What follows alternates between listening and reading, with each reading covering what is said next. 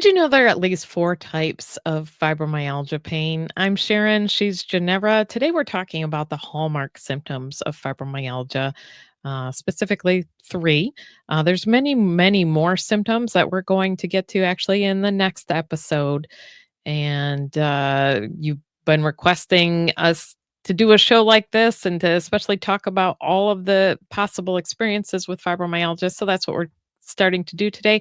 Please stay tuned to the end because we know that how to share what living with fibromyalgia is like is sometimes really complicated. And Geneva has come up with a one sentence way to describe this. So stay tuned. Yes. I thought of this originally, talked about what fibro feels like in the Fibro manual, and then my recent international travel made me realize, like, oh, there's one extra piece. So yeah, stay tuned. And right now we're going to dive into the 3/4 primary symptoms of fibromyalgia. And so it used to really just be pain. That was what we talked about. But as our understanding of fibromyalgia has expanded, we know that it really includes fatigue and brain fog and unrefreshing sleep. And even within the pain, there are several different types of pain. And I think it's actually important to kind of talk through. And that part, I think, might be something your doctor might not be as familiar with. So this might be an area where you are needing to educate your provider a little bit. So this pie chart kind of shows what I have divided kind of the four main types of fibromyalgia pain. And the green portion there is really the component that your doctor or healthcare provider is most likely aware of. And that's what we call central sensitization, or I like to call it kind of the princess and the pea syndrome, amplified pressure sensitivity, the bra being uncomfortable. So we're all kind of familiar with that component. But what can get neglected is a lot of us also deal with more nerve pain, kind of a burning type pain. Then there's the widespread body aches that can feel like you have the flu. And then the muscle and fascia tenderness. And that's the area that I've really been personally interested in and professionally done research in, trying to really delineate the component of fibromyalgia pain that's coming from our muscles. And I think it's important for us to remember actually what fibromyalgia means. So fibro means connective tissue or fiber, and then myalgia means muscle pain. So it's actually right there in the name, muscle and fascia pain. But it gets kind of neglected because we tend to focus more on the nervous system component, it is really important, but it's not the whole story. And I think, Sharon, you had an interesting way to kind of describe the fibro symptoms. And Yeah. So I had this post on the Fibromyalgia Association Facebook page, which is at Fibromyalgia Association.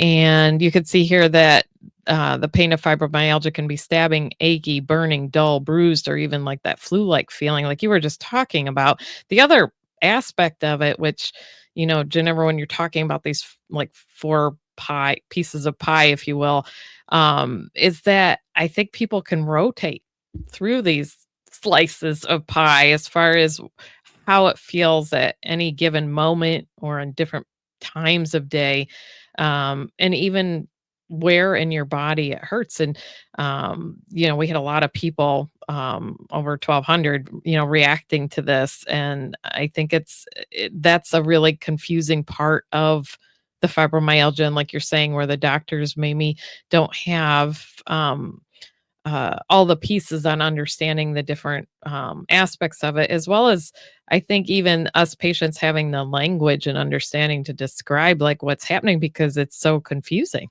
it really is. And I think that is actually having the language to describe it and to know for ourselves what is fibromyalgia and what is not. Like, I definitely get that question a lot from patients, like, hey, I'm having X symptom. Is that part of fibromyalgia, or is it something else? And you can imagine how difficult it is if patients can't figure out. Doctors really struggle, particularly when somebody might, one day be talking about a pain in their foot, the next it's pain in their neck. This is part of why fibromyalgia has been hard to diagnose in the past and why it was thought for a long time to be just in our heads, which it most definitely is not. But I think that's it. It contributes to why fibromyalgia can be so confusing to both patients and providers. And I think that's why that post resonated so much with folks, because they were like, yeah, that's totally like migrating pain. It's super weird. And this is where kind of that one sentence description of fibro that I promised at the end might be helpful. So when we're looking at the pieces of the pie, first thing we talk about is central sensitization. That basically means central nervous system, so we're talking brain, spinal cord, is amplifying pain signals. So the central nervous system has become more sensitive to signals. And it's actually not just pain. The nervous system, it's amplifying sound, it's amplifying light. This is part of why fibromyalgia can be so challenging as far as managing, like going to Costco or something, because it's just the input, our central nervous system, the input that we are receiving is amplified. And in part, that is pain amplification. So if you look at the left here, the left brain diagram with the little green areas, this is from probably the biggest study that really made a difference as far as changing our understanding of fibromyalgia.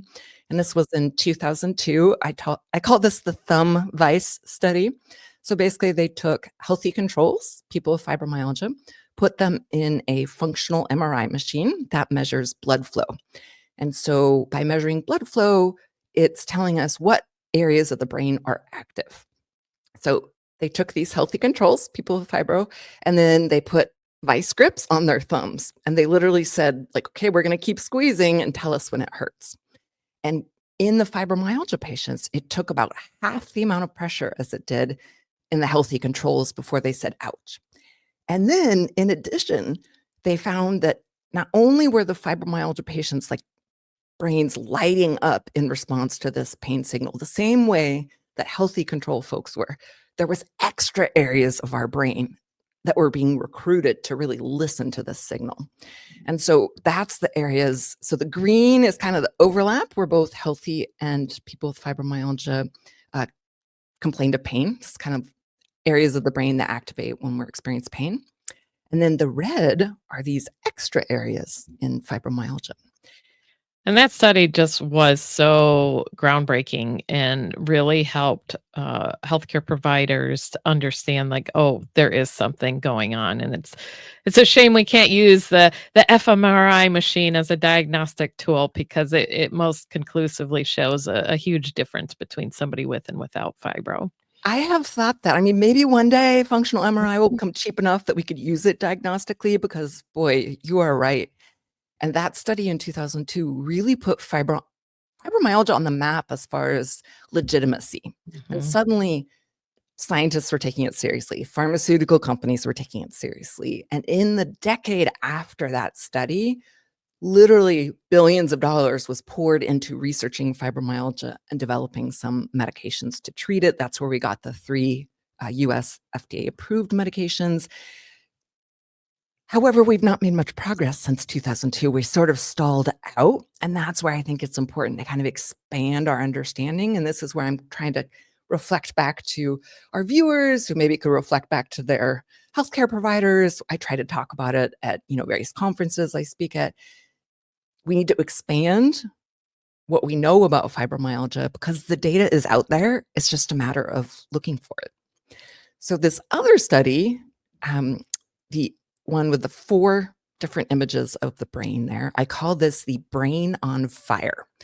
So these are all areas of the brain that in fibromyalgia are lit up and are not in healthy controls. And what they're actually studying here are the immune cells of the brain called the glial cells. So this represents abnormal widespread immune cell activation in the brain, which is how we actually think that's part of the process that develops this central sensitivity in the central nervous system is that there's sort of this inflammatory soup, so to speak, that the brain is bathing in, and there's all this activation of immune cells in the brain in fibromyalgia that shouldn't be activated, and it's part of that central pain sensitivity response.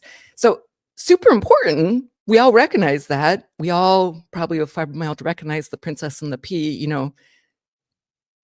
something that shouldn't hurt, like a cat jumping on your lap, can hurt in fibromyalgia. A bra strap, most people don't find that hurts. In Even fibromyalgia, we might say, yes, it hurts. even just close. I know for me, when I was first diagnosed, before I was officially diagnosed, the first symptom that was most troublesome and noticeable was it felt like I was badly bruised under my clothes, and I'd be at work, like, pulling my, sleeve back and looking for visible signs that something is wrong because it was just so painful that it's very hard to understand that there's no, like, no rash, no bruise. It Right. doesn't make any sense because up to that point in my life, the only time I would have pain like that would be for one of those reasons that you can visibly see. Yep. That's a really good way to look at it. It's sort of the invisible bruises that we're feeling under the skin. The other area, while we're talking about the nervous system, the other area that is actually becoming more and more well described in the scientific literature is the burning type neuropathic pain that people with fibromyalgia can experience. So, neuropathic pain basically means that it stems from damage to the peripheral nerves, so the nerve endings. And about 50% of people with fibromyalgia, when they do biopsies, show some evidence of damage to their peripheral nerve endings. And that is what can really cause this unique burning type pain. And it can also affect our ability to sense temperatures. Both the pain receptors and the cold receptors that innervate our skin can be damaged in this. And I think it's part of the whole immune system activation picture that we're seeing in fibromyalgia. It's almost like an autoimmune damage of the nerves. That's just the way I interpret the literature. But I will say that the burning type pain is real and it can really feel like a sunburn. I've definitely had patients Yeah. be like, God, my thigh is like, it feels sunburned, but I look down and it's not sunburned, but it feels like it. And this can be either really localized in one area or it can also be like a migrating sunburn. And it can be really, really painful and really quite distracting and needs to be addressed in different ways. And this is where topical medications can be super helpful. Talk about that in other videos. And I talk about that in the Fibro Manual as well. And then my favorite, the muscle and fascia pain. And I think this is something that we've known about in fibromyalgia for a long time, but initial muscle biopsies are pretty much normal. So a lot of doctors are like, well, actually, the muscles are normal in fibromyalgia. It's all just in the nervous system. But in fact, if you look at the fascia and the connective tissue, the biopsies of that area is not normal in fibromyalgia. And if you look at muscle function, not normal in fibromyalgia. If you look at muscle tension, like how much pressure inside the muscle is there, not normal in fibromyalgia. 3 times level of normal pressure in fibromyalgia muscles. So, Break that down for me. What does that mean exactly then? okay. So, like when you are checking the pressure in like a soccer ball and you could put a needle in there Yeah. and like there's like how much air pressure is in there. Yeah. Um, when a muscle is really tight, it generates a lot of pressure inside the muscle. So they put that same kind of pressure sensing needle into our muscles and then compare it to somebody who does not have fibromyalgia. And the amount of pressure that's in there, the tension that is weighing down on that needle is 3 times higher in fibromyalgia. Interesting. So like a little PSI if you had your little tire gauge, and Bingo. I Yes. have not heard this yet before. Yes. You've taught me something new today. That's fascinating. This one, I talk about this all the time. And this actually that study I'm referencing, I'll put the link in the description below. It just came out a few years ago. So it's pretty recent, but they've also done studies looking at kind of the electrical signals that muscles are putting off. And in fibromyalgia, they show signs of increased activity, increased tension.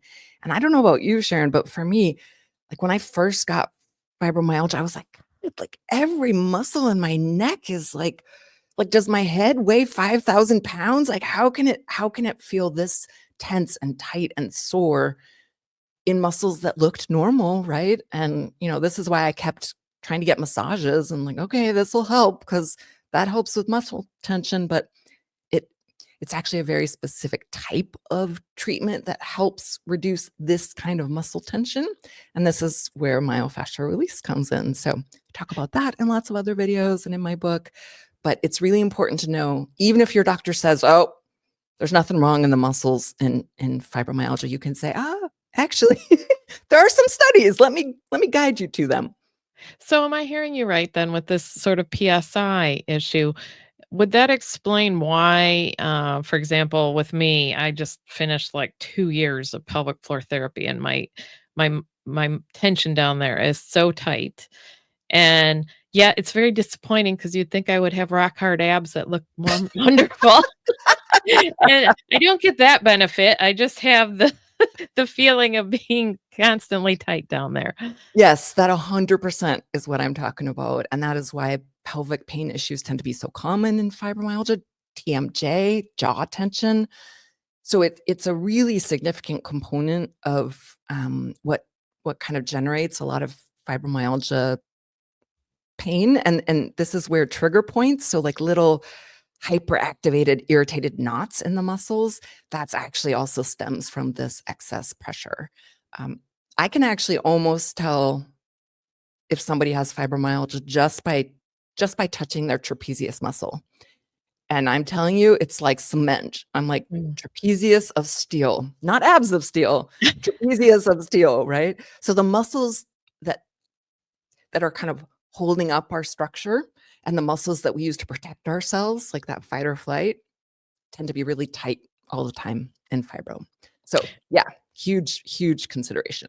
And the myofascial release is a good treatment for reducing this PSI or returning our PSI to a more normal level. Yes, along with gentle stretching, exercise, mind, body, anything that activates our relaxation response that helps kind of lessen the tightness that we're holding our muscles with. And this is a subconscious or unconscious, not something we're consciously doing, but our brain is constantly doing it underneath our regular daily activity, which is why if you consciously bring some attention to kind of softening muscles, that can also help. And then the Yeah. final piece of fibromyalgia pain is really, I call it more like flu-like body Mhm. aches. It's sort of that like not just your muscles, but like every cell in your body hurts and like you have a headache and everything is just Your like hair hurts. yeah, exactly. Your hair hurts and it's sort of this mm, really widespread, like, it doesn't feel like it's actually in your muscles, it feels like it's just everywhere, and Mhm. that tends to be from the release of inflammatory chemicals or cytokines into our body, the same type of thing that happens when we get sick. When we get the flu or we get a vaccine against something, it activates our immune system, and so we get this kind of flood of inflammatory chemicals that make us feel achy. And in fibromyalgia, we're getting that same flood, but for different reasons. So we'll talk more about that in other videos. Yeah, and I think that flood that you're talking about can sometimes lend itself to some of those lesser known or not necessarily lesser known in our community, but certainly the wider community symptoms that we're gonna be talking about. Right, those ones Um that are not as frequently recognized to be part of fibromyalgia. Exactly, and we've gotten a lot of, comments from people, talking about a variety of things, including, nausea, itching, hair loss, tinnitus, eye fatigue, OCD, ADHD. So those are, dry eyes. Those are gonna be some of the things that we're gonna be talking about, and I just wanted to mention that Sunyu Lu, a viewer, said, "Thank you for these videos. Could you do a video in the future about these lesser known symptoms of fibromyalgia? Since I've been diagnosed, I keep realizing certain behaviors that I've adapted or that I started doing because of fibro. when Sharon mentioned dry eyes on a previous episode, it made me think of that. So yes, Sun Yu Lu, we are going to be doing that on the next show. So stay tuned, and all of you, we appreciate all the comments you're giving us. We do our best to get back to as many as possible. And And to we address them in future episodes. We're listening. absolutely. We do, and they mean so much to us because we really wanna know, if the show is helping you, please let us know that.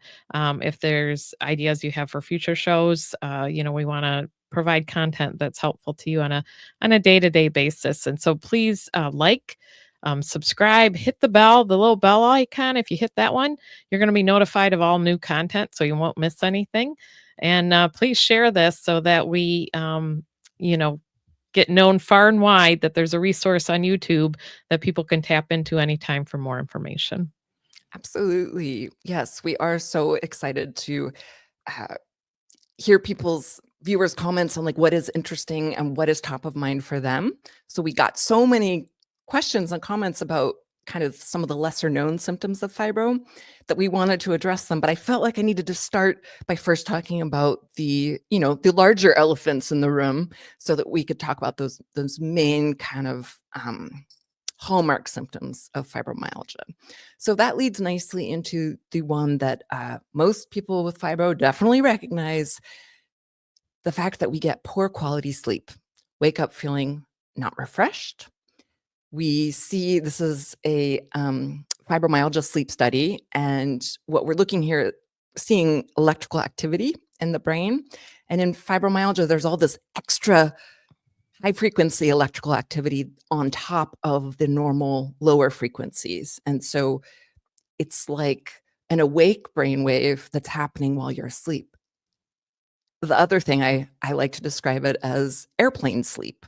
Like if you've ever fallen asleep on an airplane, you're kind of dozing. You're still aware that you're on the airplane. You're still like hearing the, tray go up and down the aisle. You're still kind of partly aware, but whatever sleep you are getting is going to feel very light and non-refreshing.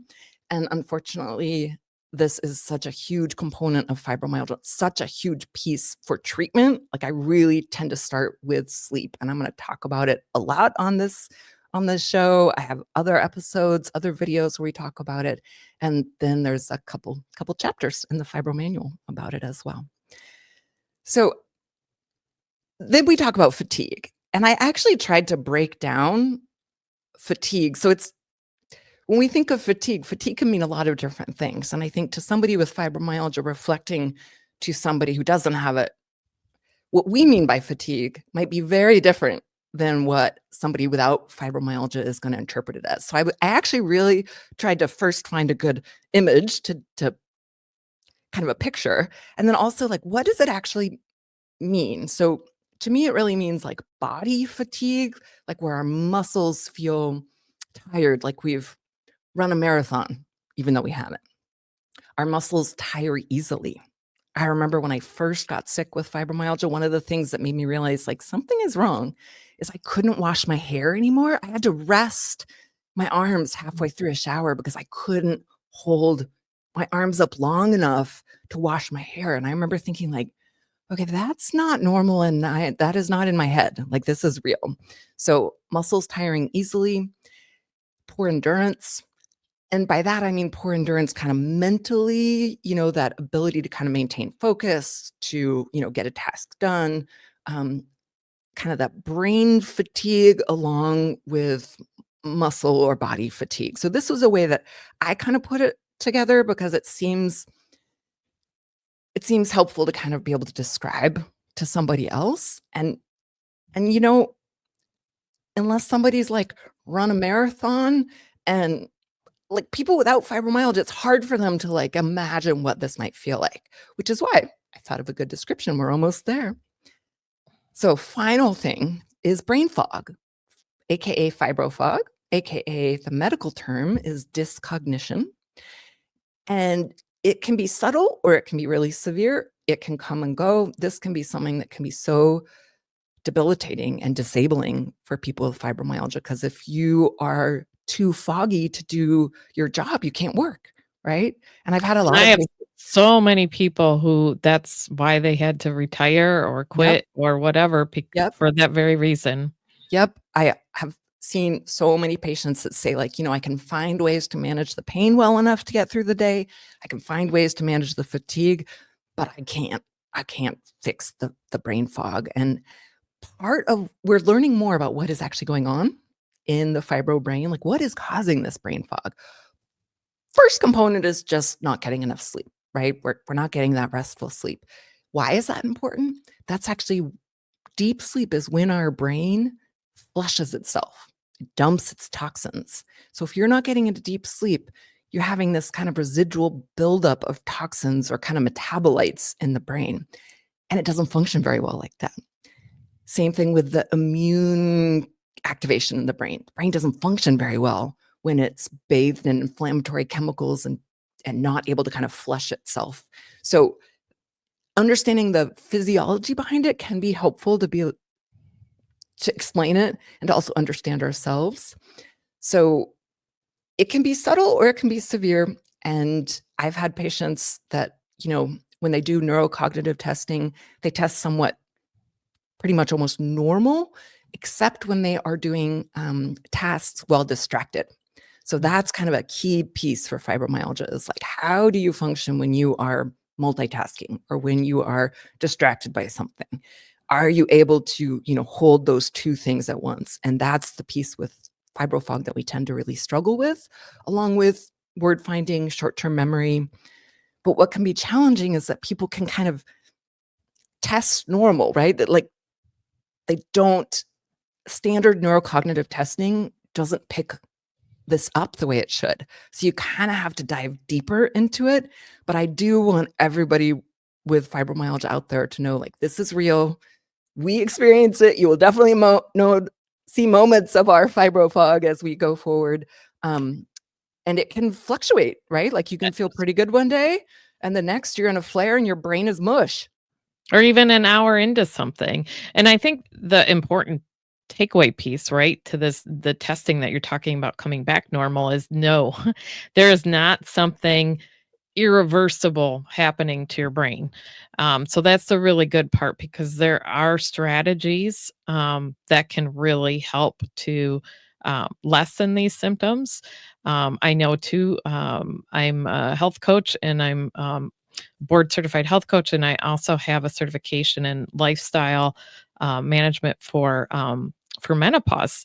And so we know in women who are in these perimenopause, menopausal years, there's a lot of brain fog and poor sleep that happens during that phase of life that um, uh, fortunately there's a lot of lifestyle measures you can take that can lessen these. So I like to point that out so people aren't thinking like this is my life forever and it's never going to get better. And I've had to adjust things because my first career being in PR, I used to have to give a lot of speeches and things, and I can no longer really memorize the script and just deliver it. And I've gotten very used to having my notes, and I refer to my notes as my external hard drive. I just need that extra hard drive, and there are ways that you can do it. And it's hard. I don't want to minimize how difficult this is for people, but It's a really but good point. yeah, it's a very challenging part of it, and I just want to encourage folks to get help with that, especially if your healthcare provider is not understanding that enough, and you don't feel like you're getting supported that way. I want to encourage you to look for other providers like health coaches, even psychologists, people who can help you with all of these major changes in life and stress in life that comes from living with a chronic illness like fibro. Sounds like we might need to do a whole episode about fibro fog and then maybe a whole episode about, or many, about perimenopause and menopause and even people without fibromyalgia around perimenopause and menopause as the estrogen levels change struggle with sleep and dyscognition. So then when you also have fibromyalgia going through that, it can be amplified certainly. There are a couple reassuring things though. I always get asked, like, does this mean I'm developing dementia? Because it can feel like that. And the studies are pretty clear that this does not lead to fibromyalgia brain fog, does not lead to dementia. However, poor sleep is a risk factor for dementia. So there is that correlation. And this is where I go back to the sleep, where I have seen people get so much benefit as far as improving fog is when we can get them better quality sleep, along with those lifestyle management things, so self-management, the external hard drive, and all the other tools and tricks. But this one can be really, really struggling, really a big struggle. So we definitely are going to need to talk more about this for sure.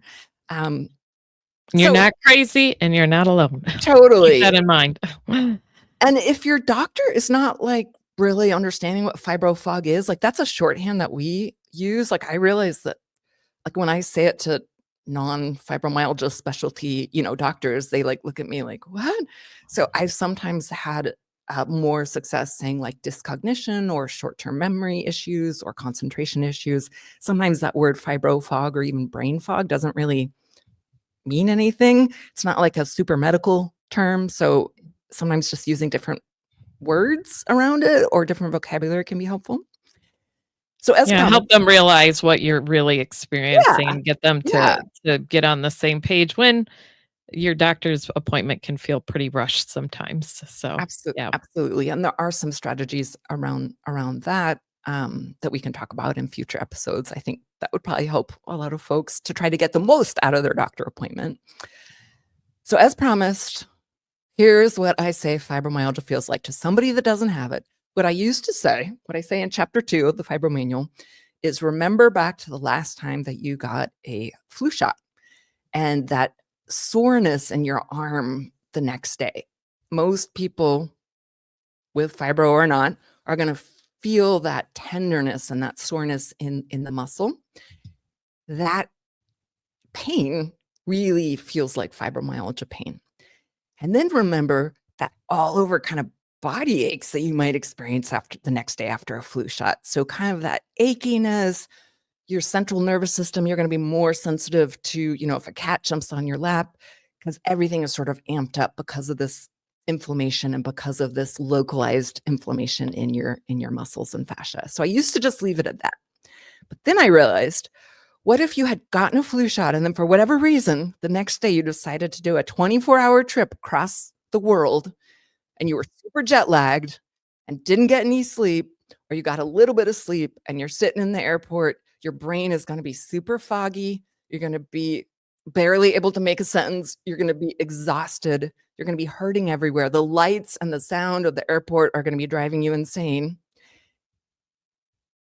And you're going to be experiencing what we experience in a normal day some days. So I would say getting a flu shot and then traveling internationally, that is a shorthand way for healthy people to understand what fibromyalgia might feel like. Does that resonate for you, Sharon? Does that seem like It does, yeah, and, if you're not a traveler, I think the flu shot thing or the COVID shot, because COVID oh shot for a yeah, lot of folks was a real right. Wipes you out. real difficult one, especially those first ones, so So even if you're not a traveler, what about getting a flu shot and a COVID shot and not being able to sleep for 24 to 48 hours? Like for whatever yeah, reason, not getting sleep. yeah. That, my friends, is also fibromyalgia. On that note, we thank you for watching and look forward to seeing you on the next show. Sending some love out. Oh yeah, fibro love, sending fibro love to everyone.